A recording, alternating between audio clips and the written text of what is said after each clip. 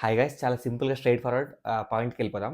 ఒక 2 days back ఒక collab నడిచింది. లైక్ మెగా లైవ్ కొలాబ్ అని చెప్పి. ఒక ఫేమస్ నలుగురు, ఐదుగురు రివ్యూయర్స్ కలిసి ఒక వీడియో చేసిర్రు. లైవ్ చేసిర్రు. అండ్ నాకు ఆ లైవ్‌తో ప్రాబ్లమే లేదు. నేను కూడా 3 గంటల లైవ్ చూసిన. బట్ మేజర్ ప్రాబ్లమ్ వచ్చేసి ఔట్ ఆఫ్ నోవేర్ పూల చొక్క స్టార్టెడ్ సేయింగ్ నేను పెద్ద మూవీ స్టోరీ నాకు తెలుసు. అండ్ ఆ స్టోరీ కూడా జస్ట్ యావరేజ్. ఈ మాత్రం స్టోరీతో సినిమా తీస్తుర్రు అని చెప్పి, దానికి తోడు చికిరి అని చెప్పి కవర్ డ్రైవ్ చేస్తుర్రు అని చెప్పి కొంచెం ట్రై చేసింది చెప్పడానికి. ఏంటి ఇలా ఈ స్టోరీతో నువ్వు ఈ సినిమా తీస్తున్నావు మళ్ళీ ఆ చిక్రీలు గిక్రీలు అని పెట్టి. ఆల్రెడీ చికిరి సాంగ్ వచ్చింది. పెద్ద బ్లాక్ బస్టర్ హిట్ అయింది. మూవీ కూడా వస్తే పెద్ద బ్లాక్ బస్టర్ అవుతది. At least will hope block buster అవ్వాలని చెప్పి రివ్యూయర్స్ ఇంక్లూడింగ్ మీ మనం బతుకుతుందే మూవీ రివ్యూస్ పైన. వాటి మీద బతుకుతూ మళ్ళీ వాటినే చంపేద్దామని చూసి ఎట్లా నాకు అర్థం కాదు. పోనీ ఆయన చిన్న క్రియేటర్ ఎవరు చూడాలనుకుంటే అట్లా కాదు. చాలా పెద్ద క్రియేటర్. ఆయన చాలా పెద్ద లైవ్ ఇది. రాగడి అయినా, పూల చొక్క అయినా, బార్బెల్ అయినా, మన మ్యాన్ ఆఫ్ ఫిక్షన్ అయినా, ఇలా అందరూ ఉన్న పెద్ద లైవ్ కదా. సో ఆబ్వియస్లీ పీపుల్ చూస్తారు. ఎంతో కొంత వాళ్ళ మైండ్ ఇన్ఫ్లుయెన్స్ అయ్యే ఉంటది పక్క. వీళ్ళేమో కష్టపడి అన్ని సంవత్సరాలు తీసుకొని ఒక పాన్ ఇండియా మూవీ తీస్తే ఒక్క మాటతో ఆ మూవీని తీసి పడేసిండు.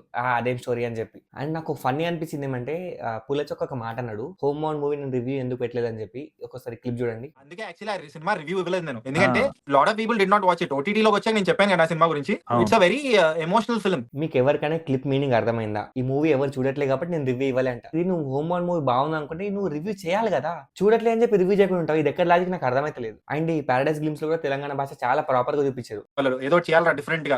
ఓన్లీ ఫకప్ ఏంటంటే ఆ తెలంగాణ వాళ్ళు ఫకప్ చేస్తారు. బట్ వీళ్ళంటారు ఏమంటే తెలంగాణ భాషని ఫకప్ చేస్తారంట. I don't understand man. And అందరికీ అని చెప్పడం చాలా మంది రివ్యూయర్స్ కి, ఎస్పెషల్లీ టాప్ 10 రివ్యూయర్స్ కి అయితే ఒక మైండ్ లో ఒక పాయింట్ ఉండిపోయింది. తెలుగు మూవీస్ అంటే బ్యాడే ఉంటే ఎంత మంచి స్టోరీ ఉన్నా దాన్ని పక్క చెడగొడతారు ఐటమ్ సాంగ్ పెట్టి అని చెప్పి ఒక జనరలైజ్ స్టేట్మెంట్ పాస్ చేసి పడేసారు. నేను కొన్ని మూవీస్ చెప్తా, జస్ట్ నార్మల్ గా కొన్ని మూవీస్ చెప్తా. మీరు అందులో ఐటమ్ సాంగ్స్ ఉన్నాయా, కమర్షియల్ ఎలిమెంట్స్ ఉన్నాయా మీరే చెప్పండి. బలగం, 35, మను, కంచరపాలెం ఇలాంటి ఎన్నో మంచి మూవీస్ ఉంటాయి కదా. వాటిలో కమర్షియల్ ఎలిమెంట్స్ ఉన్నాయా చూసిరా మీరు? మరి ఎట్లా జనరలైజ్ చేస్తారు మీరు? If you want to say specifically ఈ మూవీ అని చెప్పి స్పెసిఫిక్ గా చెప్పండి. అంతేగాని జనరలైజ్ చేసి మొత్తం టీఎఫ్ అని చెడదొబ్బకండి. అండ్ ఈ మొత్తం డిస్కషన్ నాకు ఏమన్నా సెన్సిబుల్ అనిపించింది అంటే మన రాగడి ఒక చిన్న మాట అన్నాడు.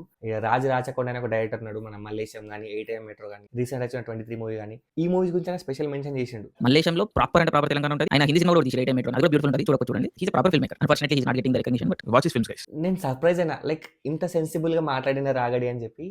నాకు కొంచెం రెస్పెక్ట్ పెరిగింది దానిపైన. Still I don't know about reviews, కానీ ఈ రివ్యూస్ ఉద్దేశించి అప్పుడెప్పుడో మా సందీప్ రెడ్డి వంగ ఒక మాట అన్నాడు, వీళ్ళంతా పారాసైట్స్ అని చెప్పి. వీళ్ళ ఒకటి రెండు మాటలు చూస్తుంటే ఆయన అందరంలో తప్పే లేదని ఫీలింగ్ వస్తుంది నాకైతే. మీ ఒపీనియన్ ఏంటి కింద కామెంట్ చేసేయండి. Signing off.